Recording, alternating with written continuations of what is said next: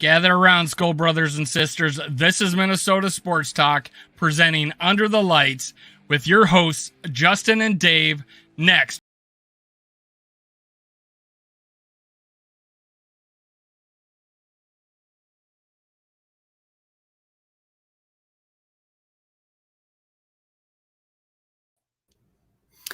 Good evening, Vikings fans, or as best as it can be after that demolition that we had to witness.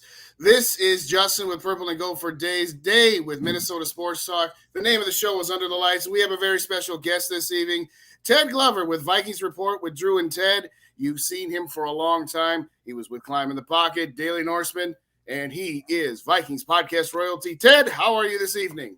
Hi, thanks for having me. Who's the special guest? I'm the peanut gallery. Yeah, all right. Thanks for having me on, guys. Absolutely. Pleasure to be here.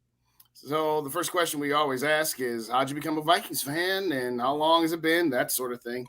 I'm 55, so going on 48, 49, almost 50 years. I was born in Minnesota, grew up in Richfield, a suburb of Minneapolis. My dad was a Vikings fan. I watched. I can remember watching Vikings games when I was a real little kid with him.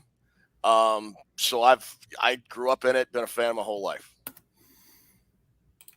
So with that being said, I guess we'll just get the first question out of the way. Most people probably here, if you don't already subscribe to Vikings Report with Drew and Ted, you do a post-game show and then one show during the week that typically drops Thursdays, if I recall correctly. Is that right? It's Fridays during the season.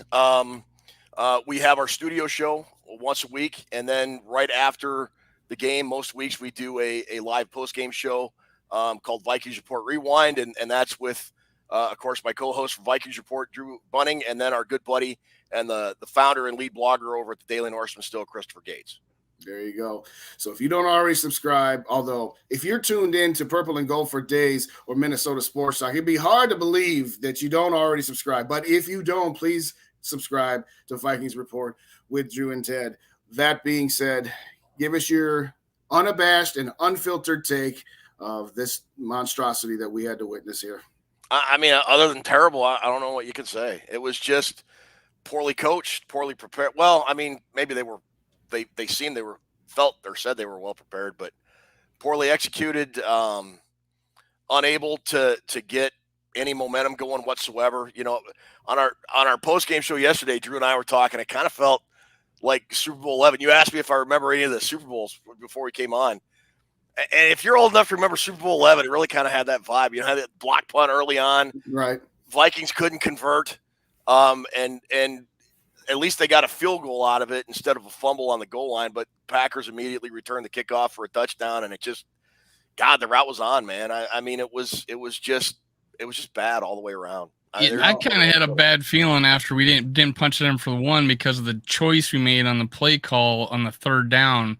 Again, we pass on first down, take the ball out of Cousins' hands. Let's run it up the middle twice. But that second time we ran it, Schlottman left the game. We bring in a backup center who's never played center in an NFL football game before, if I'm not mistaken, and we run it right up his butt, you know, and we don't get anywhere with a guy on the other end, Kenny Clark, right? So I don't know if he specifically lined up on our center, but I just thought that was a poor choice of play calling at 1 yard line when you're playing with a backup center. I agree. Yeah, it was, the Vikings have not been able to run, up the middle all year. I even when Bradbury was in, they still have had issues running between the center and guard all year. And now, not only do you, like you said, you have a backup, you've got the backup's backup in, and you still want to run. And it seemed like we stayed doing that the whole game. I don't remember, like previous games, the biggest chunk yardage has been coming on the outside with Dalvin Cook, and it seems like the games that we haven't done well, we just haven't ran to the outside. You know, we've run that pitch play 5 or 6 times during the year, and most of the times it works and it goes for 20, 30 yards.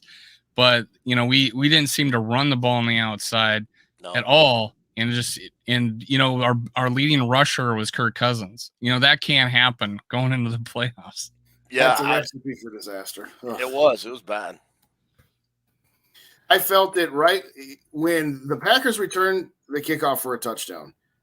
I said to the people I was sitting with, the Vikings better score a touchdown here, or I'm not saying it's over, but it might be over because you had all kinds of momentum when you block a punt to the 1 yard line and you lost it by not punching into the end zone. And then you doubly lost it just giving up the ensuing touchdown. I said, you better seize this momentum back or it might just be Katie bar the door. And to say the least, it wasn't.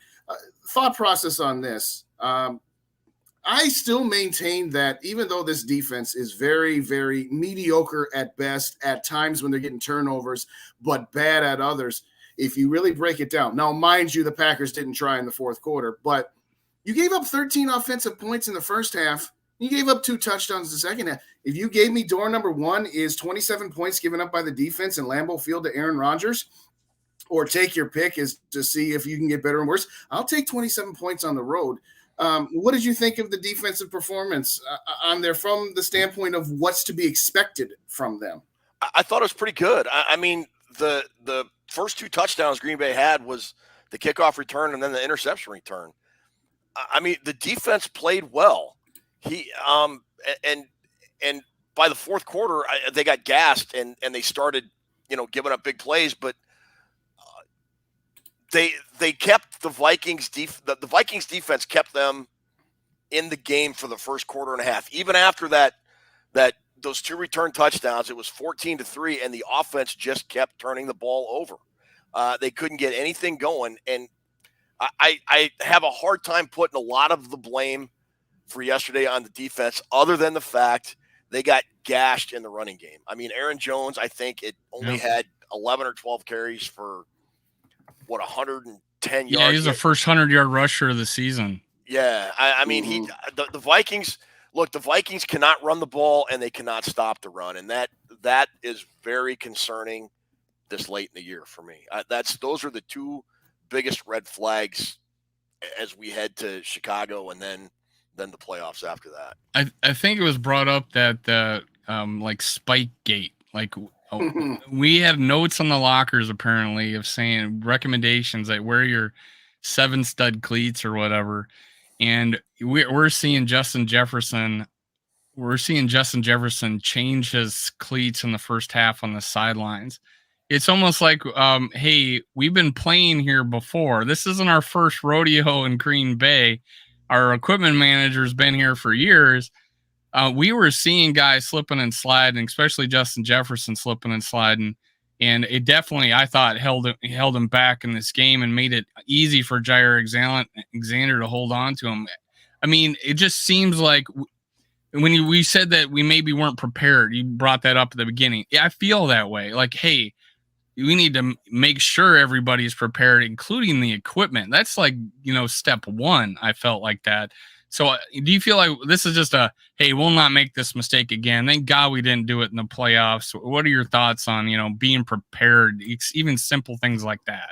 I'm glad you brought that cleat issue up because it's not an excuse as to why the Vikings lost. It's not. Many reasons we lost. From everything I read, the coaching staff and the training equipment staff said, hey, look, you need to wear, I think it was size 6 or maybe 8, whatever it was. You need to wear this type of cleat because of the field that we're anticipating on Sunday. And most of the team blew that off because they wanted to wear shoes that they were more comfortable with or whatever. Here's my thing. It's not the cleats. It's the fact that most of the team blew off the coaching staff and decided to do whatever they wanted. It kind of reminded me a little bit of Lambeau. I think it was in 2016 where the defensive backs just said, I don't care what Zimmer's going to call. We're going to do our own thing. Right. And they got completely blasted. It's a thing right now. It's like an exception, not the rule. But if you're Kevin O'Connell and you tell your guys, look, I think you should wear these, next time it doesn't say you don't need to say I think you should do this. It's we are going to do this to get everybody on the same page. That's an issue for me. These games that we've came out flat, like Dallas, Eagles, all these, we could name plenty of games where we came out flat and had to come back to win, but this it feels like maybe it is a rookie head coach thing. I felt like we've had conservative play calling throughout the game, and then we finally go wide open in the fourth quarter. I just feel like this is another example.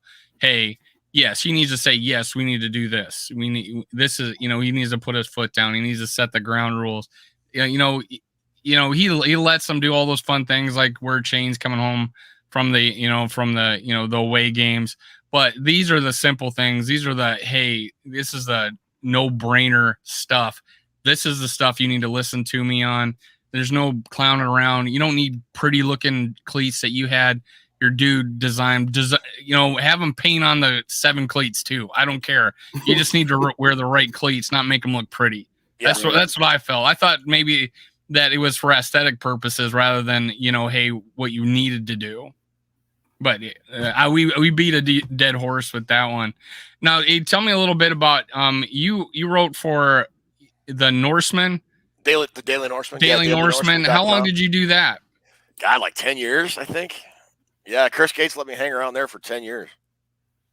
Okay, and I started like the week. I think I did a couple like guest spots for him. I interviewed Paul Krause once when none of their guys could do it, and that kind of opened the door for me to be a writer for them. And I kind of came on officially like the week of the 2009 NFC Championship game. Wow. And I stayed through the 2020 draft, I think. Yeah, I kind of felt like that was a good time for me to start a podcast, go 12-4 my first year, right? So that's pretty awesome timing. Now you mentioned you got to interview Paul Krause. We did too, which was awesome. And one of the things that we talked to him about was he has a record that, in my opinion, is like a Warren Spahn. It will never be broken. That a record 81 interceptions, I feel like will never be broken. I agree. You look at the way the game has evolved to where it is now. The rules favor the offense. Defense. The defensive backs have a tough time defending without getting defensive holding or pass interference called on them. Back when Krause played, it was a different animal, man. You could pretty much maul a dude going down the field. And even though passing has evolved to where it's a passing first league, which is very uncharacteristic of the way the NFL was back in the 70s, the quarterbacks were a lot more accurate. I mean, back in Paul Krause's day, if a guy completed 55% of his passes, he was a good quarterback. Or even through, guys are going to the Hall of Fame throwing more picks than they did touchdowns. Yeah. It's like crazy. Yeah. So, I think getting an interception in the NFL is tough. I mean, Patrick Peterson has 3, I think, this year, and he's the team leader. I mean, guys used to get 7 and 8 regularly. I just to get 81 interceptions, you would have to get 10 interceptions a year plus a couple extra here and there for 8 years. Mm-hmm. I mean, he had 12 as rookie. Impossible. He had 12 his rookie year and 10 in 1975, and that was 12 with the Redskins. But one of the things we brought up to him was a few years ago, NFL Films did a thing, top safeties, and they picked him as the second best safety. But when they did the NFL 100, they picked 6 safeties to be on the NFL 100 team. Paul Krause wasn't one of them, but he was on NFL Films as the second best safety. So it just doesn't make any sense, and honestly, he does not get enough attention for this. No, you go Google Paul Krause or you go YouTube and search for Paul Krause. There's 4 videos, and we're one of them. So it's just crazy that he doesn't get enough attention this day and age with a record that will never be broken. I just think a lot of those guys from that era. I know Krause is in the Hall of Fame. But a lot of those guys from that Purple People Eaters era are overlooked because the Vikings lost 4 Super Bowls. Correct. If they win just one, or even 2, guys like I think you can make a case for Bobby Bryant going into the Hall of Fame. Jim Marshall would be in the Hall of Fame. Definitely. There's a couple other guys too that I can't think of off the top of my head, but yeah, I think those 4 Super Bowl losses are held against them more than just about any other team in that era. No kidding. Hey, we're going to give some shouts to the people in the chat. Purple Pocket Podcast. That's Dave's Guy Rap. That's who he appears with on the Purple Code on Tuesdays, as well as his channel on Thursday. Blaze, thanks for joining us. Nick Howard in the house. Raymond in the house. Drew's also in the building. The McAndrews, thank you kindly for joining us. I love this guy. My worthless opinion. Yeah, that kind of really goes with that. Vikings Uncensored, thanks again. Righto. Hey, you know that guy, don't you? Yeah, there you go. Yeah, Rhino's a good dude. Drew's a good dude too. G&G Sportscast, another one that Dave has his on his channel and appears on the Purple Code. Dude, how many shows you got? Like half a dozen? So on the Purple Code, I go Monday nights. Dave goes Tuesday nights with rap. There's a Wednesday night show, a Thursday night show. But, Dave and Rap also have their individuals that they came together before they joined Purple Code. So it's kind of a family affair where we always just, spread, love to each other and throw out each other's channels, that sort of thing. You guys can't swing a dead cat without hitting one of your shows. That's awesome. No, you cannot. Let's see. I got this one. Oh, hey, there you go, Dave. Rap with the $5 donation on Dave's channel there as well. JV, Just Vibes, thanks again for joining us. Vikings Uncensored, we got that. Worthless. William, thanks for joining us, man. We very much appreciate it. Well, I'm going to get back to your question after I get done with the shout-outs. I only got a couple more here. Dave, thanks again, as always, for joining us. We very much appreciate you. I think I've got them all here. But getting back to the equipment, I mean, we touched on it a little bit. How do you get an equipment of choice when coaches this? I mean, we touched on that earlier. I mean, shouldn't it just be the coach said, we're doing this versus what do you think you guys should do? I mean, you guys talked about it a little bit earlier, but that's what I wanted to throw back with. Shouldn't it just be this is what we're doing and I don't care? I would think so. Apparently it wasn't, but yeah. I hope in the future that's what happens. Hopefully it's a lesson learned. You could go back to O'Connell being a first-year coach and all that stuff, but yeah, I think he should have just been more definitive in this is what we are going to wear on Sunday. Vikings Uncensored, biggest gripe, KOC play calling, short yardage. I wholeheartedly agree. Listen, we like the fact that KOC has created a better working environment. I hate saying changing the culture, but let's just say better working environment. And there have been times where he's unlocked a version of Kirk Cousins that Dave and I sort of disagree with. He wants to say that that's always been there. I want to say, hey, maybe the talent's always been there, but there's just something different. We'll get back to that because there's no way we can do this show without talking about number 8. But having said that, the one thing I like aggressiveness, but I don't like going for 4th and 1 in your own territory, 2 drives in a row. Ted, what do you have to say about KOC? Play to win. Go for it. I mean, look, at that point in the game, the Vikings needed a spark. They needed momentum. It didn't work out, but I appreciate the fact that Kevin O'Connell is an aggressive coach in that he plays to win the game. And I agree with Rhino. I don't like the short yardage play call. And Drew has complained about it on our show for most of the second half of the year. And he's got a point. The play calling is mystifying sometimes. It doesn't make sense.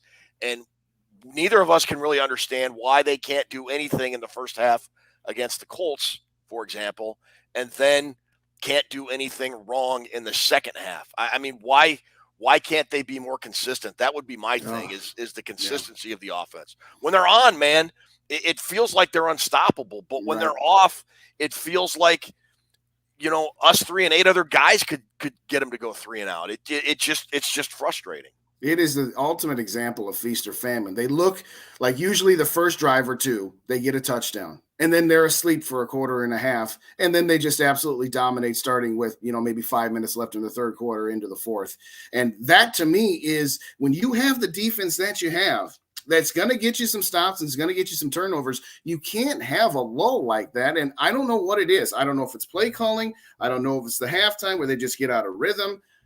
I don't know if it's, the players themselves. I mean, it just drives, I'm with you. It drives us absolutely crazy that they could just look borderline 98 offense and then look borderline Christian Ponder led. Slight exaggeration, but you get my point. It's not. It's really accurate analogies on both examples, I think. I think it goes back to a little bit what I said, like the Colts game. We started that second half 3 and out. It was run off the right guard, pass and we're a yard short of the first down punt. I mean, I just kind of feel like we get into that situation. Hey, let's get in shotgun and start throwing it around because we're down by 4 touchdowns, right? So that's the way I felt. And sometimes I don't think we do that, or we don't put in the whole thing in the beginning of the year. I heard them talk about putting their foot on the gas the entire game preseason. I don't think we've done that, where we get up like Chicago, we get up by 3 scores. There was some there's special teams issues that game. They come back. We have to win it in the fourth quarter again. But I just don't feel like, hey, we put our foot on the gas the whole game, and it's completely contradicts the way they were talking about in the preseason. Yeah, I agree. I would argue they kind of had their foot on the gas. The very first game of the year against Green Bay, they didn't sustain all those drives. Yeah, and score on every possession, but they had 14, 7, 3 field goals. They had 5 scoring drives, 2 touchdowns, and the 3 field goals, and they held the ball. I mean, they moved the ball. They didn't really flounder. They were about as consistent as we've seen, and we haven't seen that. Well, I guess the Bills game they were fairly consistent as well. I think. Except there was early on in the first half, or like that late in the first half, it was we went a little stale, but then we were able to come back with Dalvin Cook run. Yeah. So no, the consistency is an issue, and it's something like and the thing, we also talked about this yesterday, and like at some point you think, well, once they get this figured out, they're going to unleash and they're going to be unstoppable and blah blah blah. Guys, we're like 16 games, 17 weeks into the season. This is who they are this year. It is. I mean, so how do you fix it? I don't know that you do fix it for the rest of this year. You just hope that they can figure it out enough to get over the hump in the playoffs. I have seen different changes. Like there has been games where we couldn't run and then we started running the outside. It's like, well, let's go back to it. Or our screen game had been absolute crap most of the season. And then the game before it was awesome. And then where was it this last game? Yeah. I guess you do it against teams with better bigger pass rush. And we're going to go against the Giants who's blitzed a lot, so it was perfect, right? Yeah. And that's how we won the game. We got within 61-yard field goal range.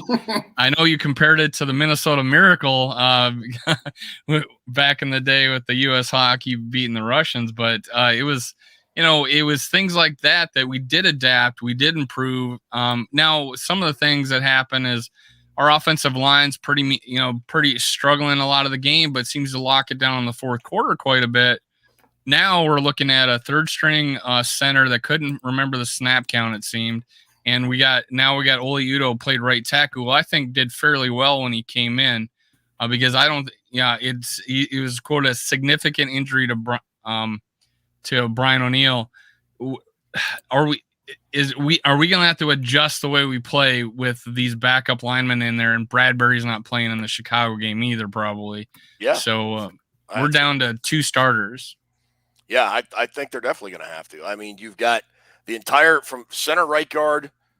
Well, no, Ingram's okay, but I mean, you've got center and the right tackle. I guess 3 starters. My bad. Are done for the better part of the year, and outside of Christian Darrisaw, those have been the 2 best offensive linemen the Vikings have had. So yeah, it's going to be. The Vikings have had very fortunate luck in terms of injuries for the most part.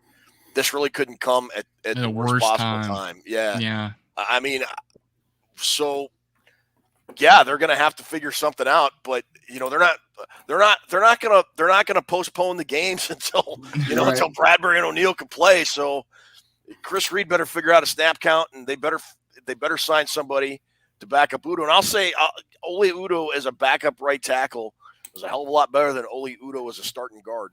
Yes. Well, we do have the rookie that plays both tackle positions, so we do have Darian Lowe.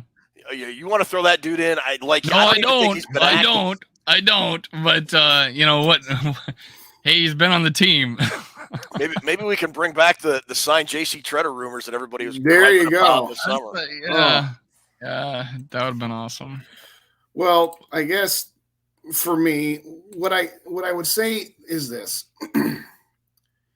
the defense is what it is. They were so bad last year that we were hoping to just get them between 16 and 20 because that would be such a massive improvement. Now, realistically, they're about the 24th best defense on a good day that has probably overachieved a little bit by getting all of the turnovers and being as clutch as they have been. But to me, you can't expect that that's going to be sustainable throughout the season. So what they're going to need to do, at least the way I see it, is they are going to need to get more production out of their offense, as unfair as that might be, because they are top 10 in pretty much all statistical categories, particularly scoring. Yeah, it's unfair to expect much more, but that's the only way you're going to win. You're going to have to score 35 points a game minimum in the playoffs, which, okay, that's somewhat unrealistic, but that's the only way you're going to win. Yeah, I mean, it's going to have to be complementary football, which the Vikings have not played very much this year. I mean, they haven't. The defense, I agreed. I agree with you. I thought the defense was going to be better simply for the fact it couldn't be much worse than last year, and it's about as bad as it was last year. How much do you think it's the the scheme, or how much do you think it's hey, it's the first year in a new scheme? How much is it that the way Donatel teaches the scheme? What are your thoughts on the defense? Did we have the players, and it just wasn't? Just this soft coverage kind of like infested our defense to where we can't adjust on the fly and now all of a sudden be aggressive like we were a little more aggressive in that Giants game, right? So, right. Hey, where was it, this week with the Packers? It didn't matter because we gave up two defense and a special team score, had 3 picks, had a fumble. They scored 40 or 28 points off of. We missed 2 field goals. I mean, there's just so many things that went wrong. You can't really complain about the defense in this last game. But hey, the Giants that looked pretty good as far as causing a little mayhem in there. But what do you think? What is it about the defense? Is it something that we're gonna just have fix in the offseason, get a new defensive coordinator? What do you think? I don't know about defensive coordinator. I think if you're gonna completely change schemes, you have to give it time. Yeah. And you have to let the coaching staff get players that are more adaptable to that scheme. I think you saw that with the drafting of a guy like Brian Asamoah and Caleb Evans this past draft. But go back and watch just some old highlights from just even 2 or 3 years ago. Eric Kendricks has lost a lot of speed. Harrison Smith has lost a couple steps. Those guys used to be about the 2 surest tacklers in the NFL. They are not anymore. And when you look at the cap hit that Kendricks has and Harrison Smith has coming next year, and there's a lot of guys that are going to be making a lot of money that are not going to come back because of that salary cap. And you can't look. I get why the Vikings kept some of these veterans with the new regime. You got to have experience. You got to have vets. But it's kind of becoming obvious to me that a guy like Eric Kendricks is not. He's kind of a north and south dude. Just go attack the gap and hit the runner, whatever. He was pretty good in coverage. Asking him to run side to side now when he's not that guy. 3 or 4 years ago, I think he'd have been a great fit in this scheme. He's not now. Jordan Hicks is not now. They're slow. They're slow to the perimeter. The Vikings linebackers cannot set the edge. And they're getting blasted up the middle because I don't think Drew said this more than once. The Vikings don't have a true nose tackle. If you're going to have a good 3-4, you have got to have like a Jerry Ball type big fat dude to take up 3 guys in the center of the line. And they don't have that. Tomlinson's good, but he's not a true nose tackle. Harrison Phillips isn't bad, but he's not a true nose tackle.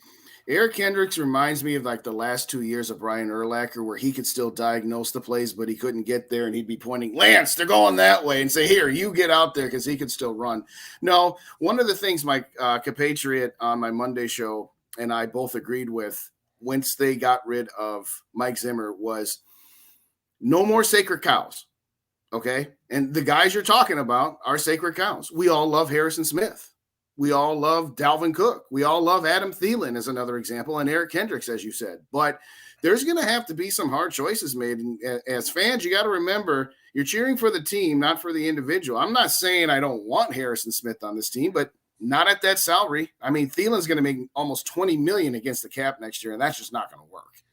Yeah, one of the reasons I really wanted a new GM last year, along with a new head coach, is because Kwesi Adolfo-Mensah is not as emotionally tied to these guys as Rick Spielman was. And look, at the end, Zimmer was just pounding the table. I firmly believe this with every fiber of my being that Zimmer and Spielman would go round and round on these contracts. And Zimmer was like, I want my guys, damn it, because if I have my guys, they know my scheme and will be good and blah, blah, blah, blah, blah. So Spielman kept signing them. I mean, you got Smith, you got Kendricks. They re-signed Barr, for God's sakes. That was the one. Kyle Rudolph, who like was slow even coming out of the draft, but he's like so slow he's moving backwards by his last year in Minnesota. I mean, he tried to keep the band together for as long as you can. And look, if you don't win the Super Bowl, you're going to be in cap hell, and that's where the Vikings are finding themselves now. So Kwesi Adolfo-Mensah is going to have to make a lot of tough decisions, and a lot of longtime fan favorites are going to be gone next year because they just have to be. If you're going to – if this was the competitive part of the rebuild this year, next year is going to be more rebuild while trying to remain competitive.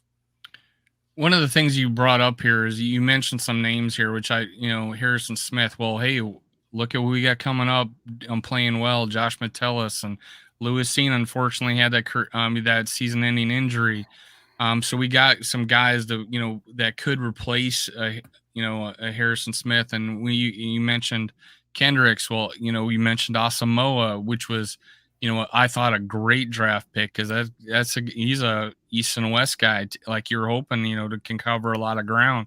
And, was a sure tackler in college, and hopefully he can stay that way in the pros. And then we talked about, you mentioned our former tight end, but now we got TJ Hawkinson, who's is still a young guy. And so it's like, hey, we do got a window. We still have these guys that can come up, supplement with the draft and bring in some free agents possibly where, hey, we may be even better because we may be younger. And, a Harrison Smith and a Kendricks might be moving on. Yeah, that's possible. But they've got to get younger, especially on defense, because you watch that defense this year, and I know a couple guys have been saying it's Donatel. It's partly Donatel's fault. I agree, but I would argue one of the reasons he plays so much soft cover 2, cover 4 shell, whatever it is he wants to call it, whatever it is you want to call it, is because he knows he doesn't have the horses that can get home consistently. And if he goes to a pure bump and run man, those guys are going to get blasted. I just think it's his philosophy is this year, like, try and minimize the damage as much as we can. And then once we get more scheme friendly guys, we may be able to be more aggressive. I mean, I don't know. Well, I think his defense also revolves around getting to the quarterback, which hasn't been a big thing, at least the second half of the season. It seems like we've struggled getting there. And you mentioned having a nose tackle that could actually just get in the backfield, like can shove that center into the quarterback. You know what I'm saying? That we haven't had that. And, we got guys, maybe a Daniil Hunter that's playing out of position a little bit, but doing the best he can. At his position and actually showing some flashes at that spot. But when we have I see either Daniil Hunter or Zadarius Smith lined up on St. Brown in the Lions game, I'm like, what the hell? How is that happening? Or we had 10 guys on the field this last game. Like, there's a little bit going on here. What's going on? That's just ridiculous too. Hey, we got 10 guys on this play. We got 12 guys on another play. That's okay, right? It averages out to be 11. Well, I mean, Rodgers been famous for doing that, trying to catch 12 guys on the field. And I thought that crap was done when they make sure everybody could substitute before they snap the ball. And of course that didn't happen with us. And you mentioned in your show that, Green Bay is always going to get a little bit of favoritism when stuff like that happens. And it kind of showed it. It kind of showed when they're setting the ball for Rodgers so he can quick snap it and get us with 12 guys on the field.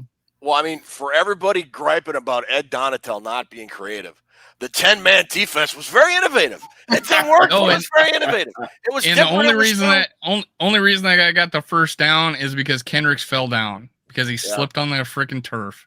Yeah. What spikes you have in Kendricks? But hey, Well, I do have a question.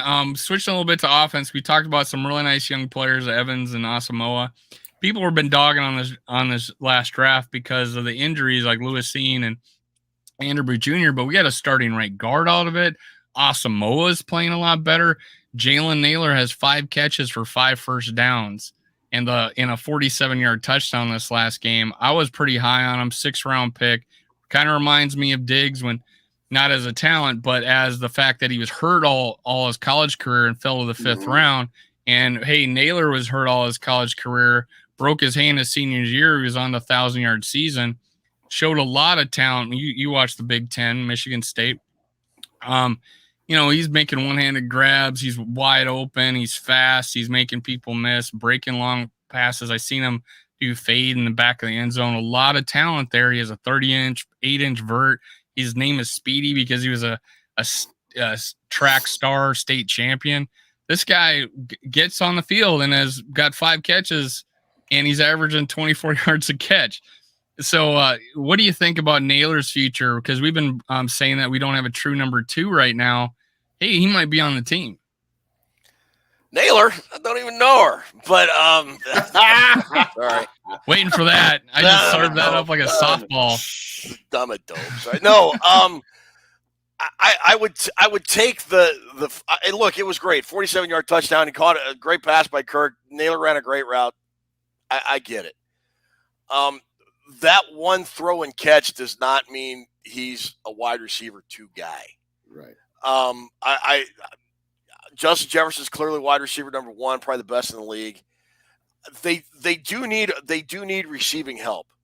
I don't know that Naylor is ready to take that step yet. Look, if he is, that's great. I'm kind of looking at he's him. a rookie. I'm not talking about this year. Yeah, yeah, like down the road. I like next year, maybe the year after. I don't know. He's got the potential. I think he's still a fairly raw route runner and NFL player. I mean, I'm still not sold on him, but I like the potential that's there, if that makes sense. Well, I like the next catch he got was he was bracketed. He double moved him and got another 20 some yards on that play, and then another first down on an out route where he's wide ass open. I mean, he's doing something good, and he's been our gunner on special teams. I'm probably higher on Naylor than probably like the whole world, but I liked him coming out of the draft. I did a video on it. I was pretty excited about it. I called him the best value that we had in the draft because he got him in the 6th round. I thought if it was a different receiver draft and he was healthy his entire senior season, he would have went a lot higher. But I just feel like, hey, we kept him for a reason and let a lot of vets go, or previous Vikings go, and we kept him on this team the entire season. So we must be seeing something in him, and it looks like he's jumped Rager, and now he's our number 4. So he's moving up the chart. We gave plays to Rager. Now those plays may be going, or Rager. Now they may be going to a Naylor coming forward. We'll get to see because it took 3 years for Thielen to get a start, and that took Diggs to go down so he could get a start. But in year 2, he was showing some flashes. So hey, I don't want to wait 3 years on a Thielen. We had Thielen the whole time. We could have been using him. Yeah, no, I get it. And you want to throw him in as wide receiver 4? I'm cool with it. And for what it's worth, Drew was really high on him coming out of the draft. Oh, really? When the Vikes got him, yeah, he was a guy that he was pretty pumped up about for a lot of the same reasons. He's a big play guy.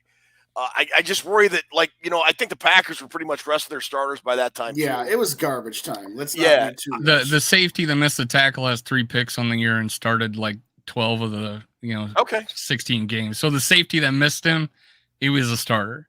The corner, however, was not. He was playing trail on that play. But yeah, the safety that missed him has 3 picks on the year. So I mean, and Jalen Rager was directly responsible for 2 of Kirk's picks, I think, in the Indianapolis game. That's why he's probably not getting on the field right now. Yeah, he's not getting on the field these last 2 games, and that's probably why. So if they think they can use him, then by all means do it. Vikings Jerome, thanks for joining us. I haven't mentioned you here yet. Next year's draft, don't trade out. What are your thoughts on Kwesi and all of his razzle dazzle by the amount of trades he's made thus far? Liked it. I've liked him. The only trade I didn't like was the Detroit trade in the draft. But when you add it all together, the trade with Detroit, the trade with Green Bay, and then the trade with Indianapolis that allowed him to move up and get Evans, you take everything in total. I liked what he did. I love the Hockenson trade. I thought it was a great trade. Vikings really needed another guy when it became apparent that Osborne and Thielen aren't it anymore. They just aren't. Mm-hmm. You need another guy that can get separation and get open, and Hockenson's been that guy. I could have swore I saw a comment, don't trade in this upcoming draft. Kwesi Adolfo-Mensah, I think, is going to trade more in this next draft. I know we're getting ahead of ourselves. Yep, that's what a blowout loss does, you know.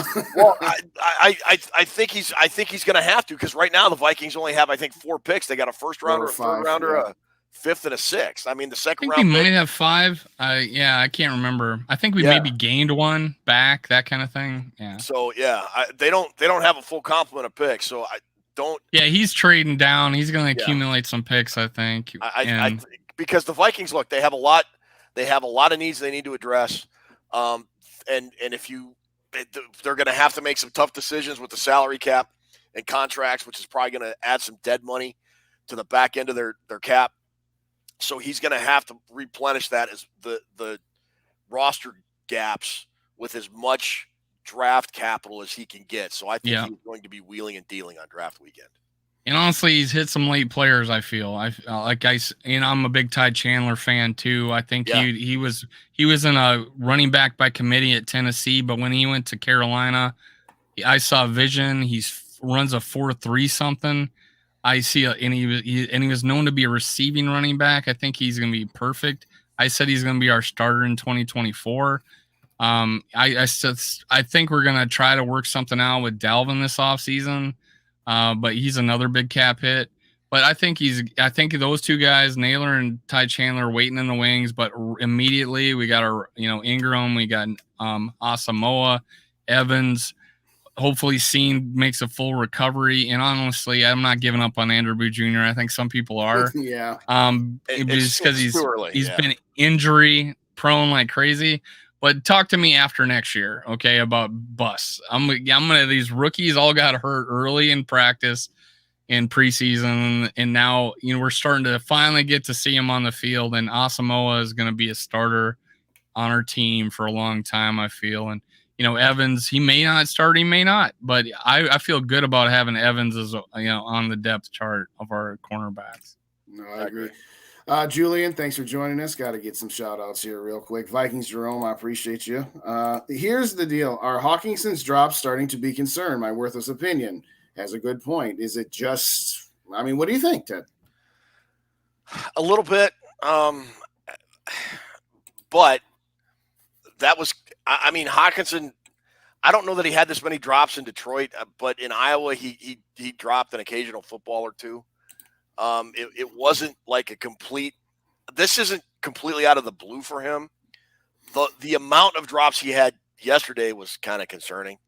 But for every drop he has, he makes 4 or 5 great catches. So I think it balances out, and it's pretty cool for me as a Vikings fan to see a tight end that can get some yards after a catch. Look, right. Rudy. Look, I loved Rudy. Terrible movie, but I love the tight end. But he was like great at catching the ball, but not doing anything with it afterwards. Right. Hockenson, he'll have an occasional drop, but then he'll turn upfield and get an extra 10, 15, 20 yards. So I'm here for that. Yeah, a couple of those, I guess, could be considered drops. There was one off the fingertips early in the game. Kirk Cousins could have let some more air under. It just wasn't a perfect connection. I could forgive him on that one.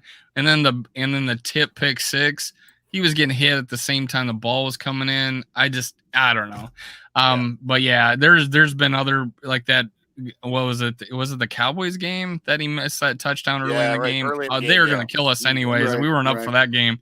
But yeah, and I talked to Micro Mike, who's over at Chat Sports, and he brought up Hockenson about it was time for him to go. And yeah, I saw one of his videos on Hawkinson and saying, yeah, he's been a guy that would drop some balls here and there, like you said. So a Lions fan kind of backs up what you said you saw in Iowa and what we're kind of seeing now. But hey, he had 15 yards of catch for Detroit this year. He had a 200-yard game. He's had a 2-touchdown game with us. He's had a 100-yard game with us. I like it. Give me some more TJ Hawkinson. And look, and with Irv Smith coming back too, a lot of that was kind of overlooked a couple weeks ago or last week, I think it was. Irv's in this 21-day window to be activated or shut him down for the year. I think they're going to activate him. I think he's going to be activated for the playoffs. And Irv's TJ Hawkinson is what we kind of hoped Irv Smith would become. Correct. Irv Smith, if he could get healthy and get in the playoffs, I think Hawkinson and Irv Smith with a guy like Justin Jefferson is going to open up the field more for KJ Osborne and Adam Thielen, which sounds weird that you have tight ends getting the field opened up for wide receivers. But I really think that we've seen Thielen and Osborne all year. I don't know what the deal is with KJ, but he's not getting separation. Yeah, I talked about watching Kendricks from 2 or 3 years ago. Go watch the highlights from Adam Thielen about 2 or 3 years ago. Right. That dude has lost a lot of speed. So if they can get Irv Smith healthy, I think they may have something. I'll say this about KJ Osborne, to your point. He just kind of gets what he gets. If Kirk puts a perfect ball on him outside of the game winner against Detroit, when Detroit was focusing on Thielen and Jefferson. He triple team Jefferson on that. Exactly. KJ doesn't get a whole lot of separation. And what's interesting about it is TJ Hawkinson at 503 yards is only 30 yards behind KJ Osborne. And that 503 is only the 503 that he's had with the Vikings. So absolutely that TJ is definitely the number 2 receiver at this point from a catch. Hey, in Kansas City for years, their number 1 or 2 was a tight end. So, I mean, hey, I'm not saying that TJ Hawkinson's at that level, but hey, he's definitely a tight end 1 that we haven't had that could do it all. I mean, we didn't have a speed tight end with lately, and then Irv Smith Jr. was not, he's not a blocker, and he's a smaller tight end. He's only 6 foot tall. So we got a guy that has it all. And it kind of reminds me of the situation back in Canada, and not that they were at this level, but Hernandez and Gronk, I think, played at the same time, if I'm not mistaken. Right. And we got a big TJ Hawkinson, and we got a Irv Smith Jr. as a, as that smaller, speedy tight end. So I feel like, hey, that's a wrinkle we can bring into the playoffs that we haven't been doing all season. So we could change things up. We can add some wrinkles to the offense. Who knows what we could do? I think that we have endless possibilities if all these guys are healthy going into the playoffs offensively. Yeah, I think defensively, it's a coin toss. I don't know what's going to happen. If we have turnovers, then yeah, we'll do okay. I saw my buddy Drew commented for the playoffs earlier. The Vikings are either going to win the Super Bowl or they're going to lose by 35. And he's absolutely right. That's exactly what's going to happen. That was a meme I saw today. I shared it. I was like, hey, we're going to either win the Super Bowl or lose by 40. Yeah, so we'll see what happens. Well, that would be fitting for this Vikings. They are feast or famine, offensively and defensively. Circling back to the Detroit Lions trade from Kwesi, and that's during the draft. The only thing I didn't like about it, when they traded that far back, that they either A, didn't keep their second-round pick or get Detroit's first-round pick next year. Yes, granted, the rest of the moves that he made were very, very good, and you did take one draft pick and turn them into 4 players that you are hoping are going to be stalwarts for this team. Am I being too hard on him for saying, hey, you either had to keep your second or get Detroit's first next year? Is that too much? No, I agree, too. I mean, we said that at the time as well on our show. The Vikings did not get enough in return on that trade. But, I mean, if on the flip side, though, if you were intent on making that trade and that was the best offer you could get and you still plan to make other deals later, okay. But, no, I'm never going to be okay with that Detroit trade because, yes, the Vikings should have gotten one more pick back, whether it was a pick next year or whatever. Yeah, I agree. They should have gotten something else. They should have gotten more compensation in return from dropping down that far. I think 99% of everybody probably thought that too. I do kind of look into it though. Did we have enough goodwill with making that first trade that they were willing to trade TJ Hawkinson midseason with us? Does that trade happen if we don't make that trade with them? Like, it feels like they paid us back a little bit. You know what I'm saying? There's, who knows what could happen, but at the time I felt the same way, man. I was like, why'd we give up this much? And I felt good the fact that we did get Andrew Booth Jr., who I had as a first rounder. I felt like he was the third best cornerback, arguably at least top 5 for sure. That I thought, hey, if we drop down to the 20th, I was looking to get him there.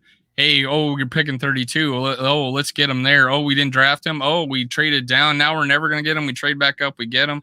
I was really high on Andrew Booth Jr., so I felt really good that we got a starting right guard and Andrew Booth Jr. out of that deal after all the trades were done. So I think Kwesi kind of maximizes picks, but I'm with you. I'm kind of excited to see what Kwesi will do this offseason because we are missing some picks, and he's going to accumulate some. And I feel good about him. I'm not as down on his draft class as a lot of people are. I'm tossing it up to injury, but I'm looking forward to what Kwesi does next year with this. Yeah, we'll see. I don't think there's a help a buddy out mentality especially in the division. Yeah, especially within the division. Something happened. Look, happened. Yeah, Detroit sucked at the time, and they kind of looked to be in fire sale mode. I mean, until they went on that late season winning streak, and they were just kind of looking towards next year. I mean, at the time, I think Detroit only had one win. They were like 1-5 or 1-6. It didn't look like they were gonna rebound like they have. So from Detroit's perspective, like, look, Hawkinson, he's only got 1 year of his rookie contract, of his rookie deal left. So they were going to have to make a decision on his 5th-year deal or his 5th-year option. They were like 1-5 or 1-6. Dan Campbell was probably thinking, I might get fired. I don't know. I think next year is his 5th year, isn't it? Yes, correct. He's got one. They have 1 more year of him under his rookie deal. Next year will be his 4th year, and then he should have. I thought so. I think you might be right. Yeah. And so I think it was more along those lines. Look, we got to dump this contract because we're probably not going to re-sign him. Because we're probably going to there's probably going to be a new GM and head coach here in a couple of years. That's kind of, that script is now flipped, but I think that is where Detroit was at the time, which made sense for making that deal. He's in year 4. Next year is his 5th year. He's 2000. Because he's getting $9 million next year. I thought that had to be his 5th year. So he's exactly. 5th year next year. Either way, circling back to a couple of thought processes here with this year's team. This offensive line was bad last year, and through the first half to 2/3 of this season was serviceable. I'm not going to say that they were the Dallas Cowboys in 1995. But one thing that, outside of the luck of the interceptions and clutch plays from Kirk Cousins and the defense, was the Vikings really avoiding the injury bug. Right now, this offensive line is a walking mash unit. Did you ever think you'd be clamoring and hoping that we need to get Garrett Bradbury back? Otherwise, we're totally screwed. Honestly, we all wanted to run the guy out of town, but that was not the narrative in preseason. Well, it wasn't the narrative from Kevin O'Connell, but what else is he going to say? That being said, I'm just saying we didn't want, us as fans and podcasters were probably wanting, JC Treader, come on, let's get him. Yeah. Exactly. What can they do? Or is this just is what it is? Because we all know that Kirk Cousins has his strengths and weaknesses, and if he's behind a decent offensive line, he can be a top 5 quarterback, but if he's behind a mediocre to bad line, he's not. You could say that about any quarterback, though. True, any quarterback behind a bad offensive line is going to struggle.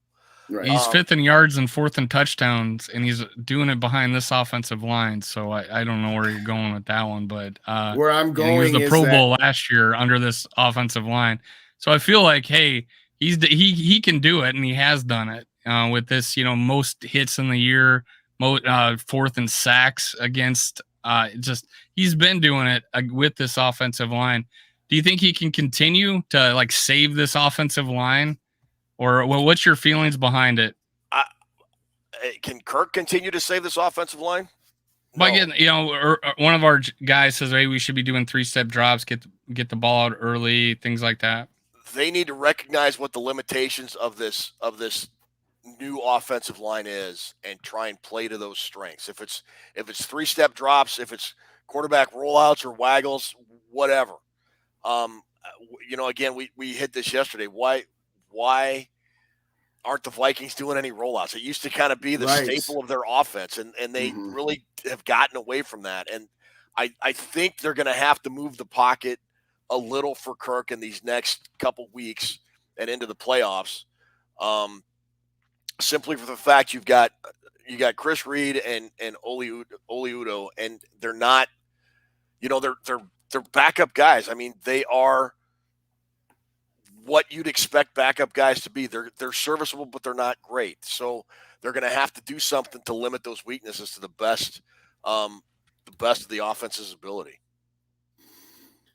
Looking at how the playoff structure currently is and looking forward to what it could be, my assertion at this point is that you treat next week as your pseudo preseason game. You do not have preparation. You don't have a single player of significance play on that field in Chicago next weekend. And for two reasons. One, you don't want to risk injury when the simple fact of the matter is you're not getting the 2 seed. San Francisco, if they need to play their players, is not going to lose to Arizona. So, yes, if you played and you won that game, you would force San Francisco to play it out. It's not worth the injury possibilities in Chicago to me. And frankly, if you got that 2 seed, you're going to be facing the winner of the Green Bay-Detroit game, who's both teams have beaten you. And if you don't, and get the 3 seed, you got the New York Giants. So am I crazy? Or what would you do if you're the head coach, Kevin O'Connell, Ted?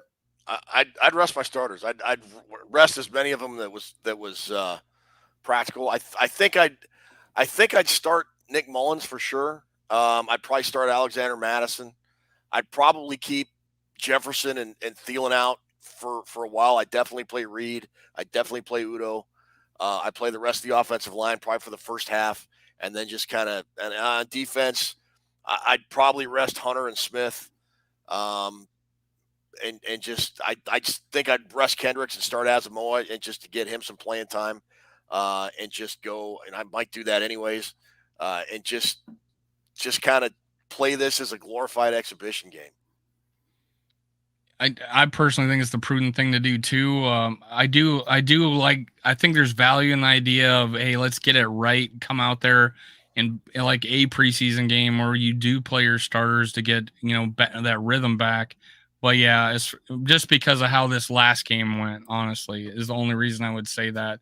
But I don't see the Cardinals beating San Francisco on the road. If that's I think it's a home game for San Francisco.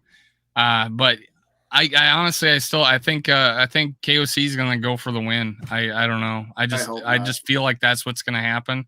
Not that I want that to happen, but I think and Justin, you saw my videos before, is that I wanted this Packer game and this. I didn't think San Francisco was going to continue to win with Brock Purdy, but hey, he's showing up, man. That we would be able to coast these last 2 games, play a half game of the Packers, sit all the starters on the Bears, and that just did not work. And now we're here at the 3 seed because other teams kept winning, and we drop a couple games. We gotta address this, Drew. That's hilarious. Yes, they did pert near, but rest their starters. Vikings uncensored. No, they just didn't show up. I don't know, 6 of one, half dozen of the other. Worthless says, yeah, let's rest him here. Here's the thing. Let's get this one. Vikings Uncensored says, I feel better about Nick Collins beating Chicago than I did in the past about Mannion beating anyone. He's not wrong. Very true. He's not wrong. No. Oh, yeah. Jesus. I would rather have Mullins. I would rather have half of Mullins. I would rather have Mullins on one leg. The game that I went to, I decided to go to a game. Okay, it's gonna be Christmas. Where we play our backup. He's terrible. He hasn't thrown a touchdown pass in his entire career up until last year. And he did it against Chicago, which is crazy. Or did he do it who did he throw his first touchdown pass to? I thought it was the Green Bay game where Cousins had the vid. I could be wrong. Okay, yeah, that was the game. He threw it late in the game. It was against Green Bay when Kirk Cousins has COVID. I mean, anybody could tell that this guy should not be playing the NFL. Mullins is one of those guys that you roll the dice. He's got 2 blowout victories under his belt in this league. So yeah, I was pretty happy about having Mullins in, and I would like to see what he can do. Give him some of that. Give him some of that game time because he'll be our backup next year. And God knows we've been rolling the dice with Kirk Cousins every game, and he's not gotten hurt in his entire career. And who knows what could possibly happen where we need a 3-game stretch with some Nick Mullins. Well, we're going to be respectful. Knocking on wood. Yeah, exactly. We're going to be respectful of Ted's time. We just hit about an hour here. So couple of quick questions at the end about what you would consider success. Going into the season, I would have said if the Vikings had blown it up, then like any other head coach, you get 2 or 3 years of a honeymoon period with 0 expectations. When they decided not to blow it up, I said, fine. My expectations is that you get to the divisional round of the playoffs. Being the 7th seed that gets slaughtered in the first round is not enough for me. My expectations got raised to say, hey, with where this team had started and being the 2 seed, my expectations for a successful season was NFC Championship game. Now, I've since lowered them back to divisional round of the playoffs here, but where would you say your line of demarcation is where the season goes from an abject failure to meets expectations to exceeds expectations, Ted? If you would have asked any Minnesota Vikings fan at this time last year, or if you would have told them at this time last year, hey, 1 year from today, the Minnesota Vikings are going to be division champs, 12-4 with 1 game to play, and they're the 3 seed in the NFC. You would have been ecstatic. Where do I sign? With that. Right. Where do I sign?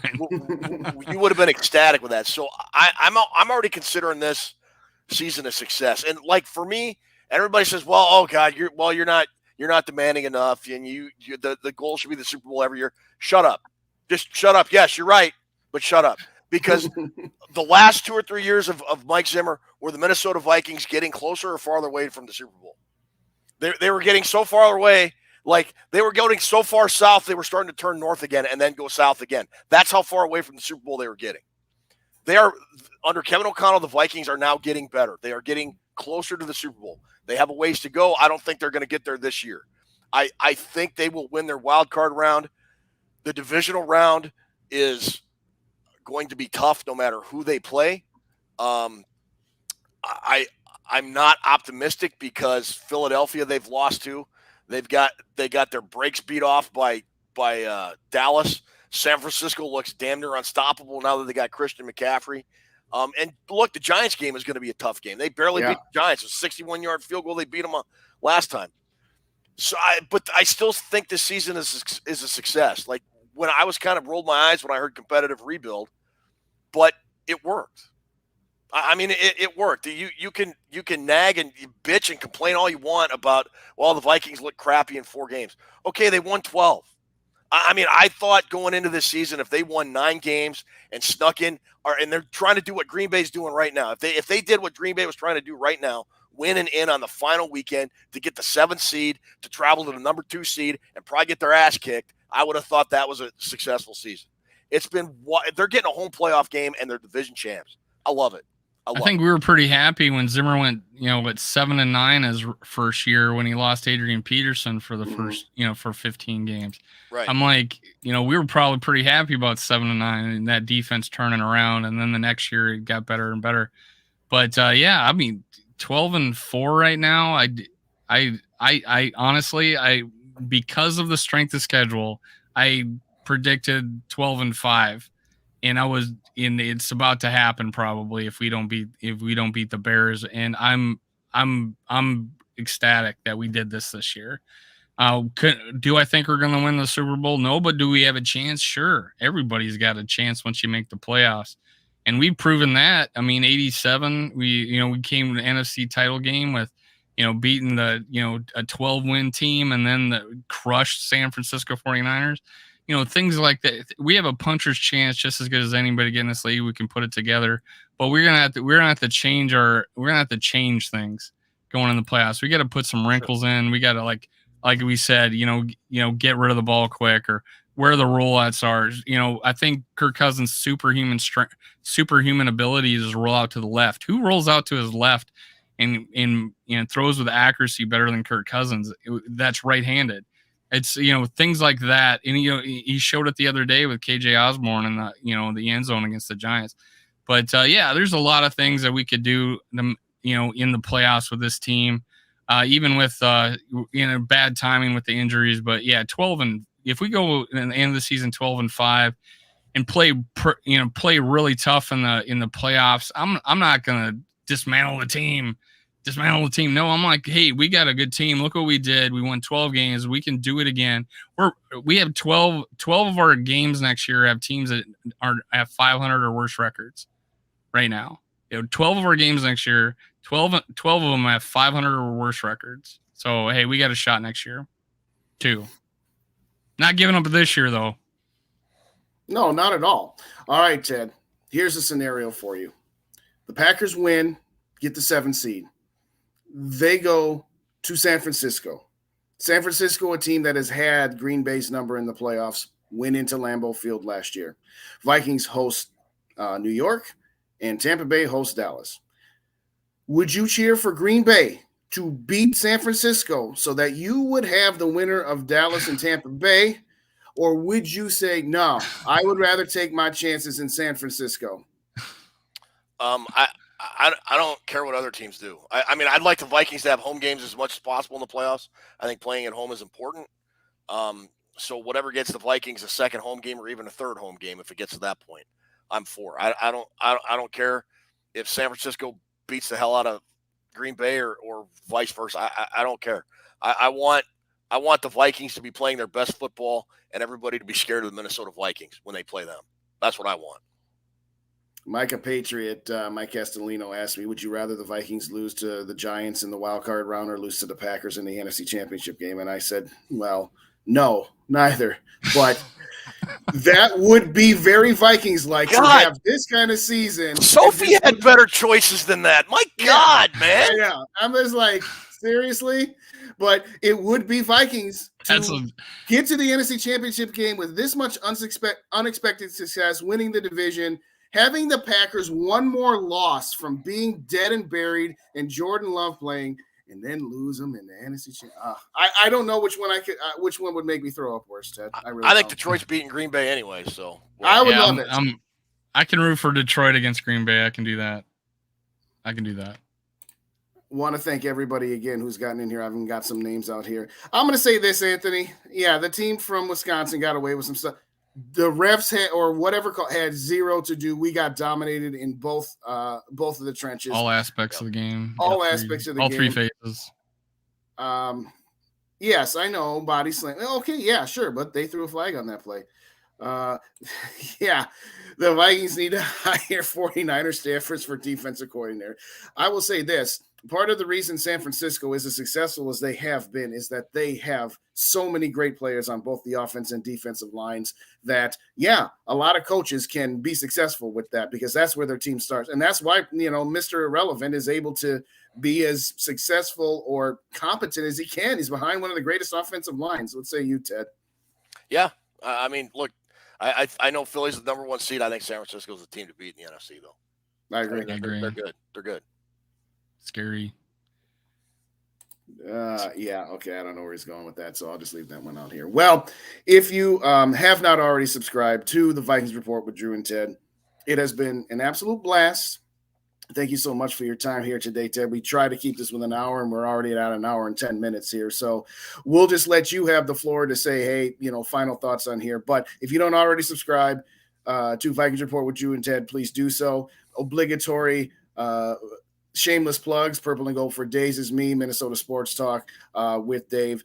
Hit up all the channels, hit the like buttons, and let people see what we got going on here tonight.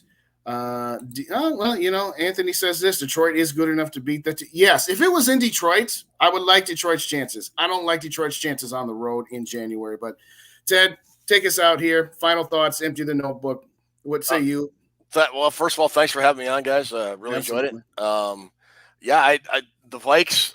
I like the season the Vikes have had. It's been one of the funner seasons in recent memory. Hope it continues and goes all the way to Glendale or wherever it is they're having the Super Bowl Yes, this year. Glendale.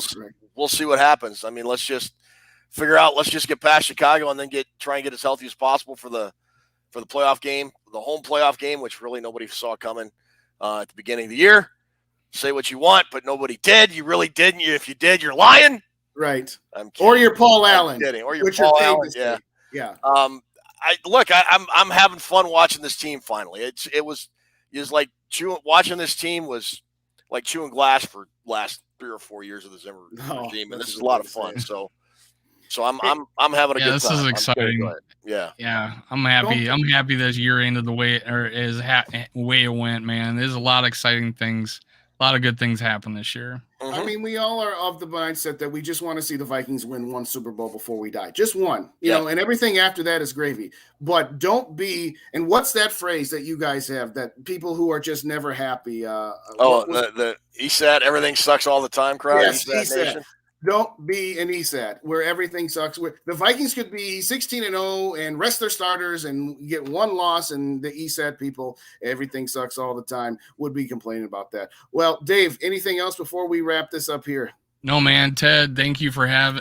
Thank you for coming on, man. I appreciate it. Hopefully we can bring you on again either off season or next year or whenever. Thank you for giving us your time, man. I appreciate it. All right, appreciate it. Thanks, guys. Yeah, have a great rest of your day, Vikings fans, and hopefully, we can get the bad taste of that Packers loss with a victory in 2 weeks, most likely against the Giants. Again, the scenarios still exist out there, but I think we can be realistic and say that the Vikings are going to be locked into the 3 and the Giants already locked into the 6. We're going to have a rematch from just a couple of weeks ago. Thank you kindly for joining Under the Lights. Please like, comment, and subscribe to all of the channels we got here. We're going to head out for now. Thanks again. Skol Vikes. Let's win this game.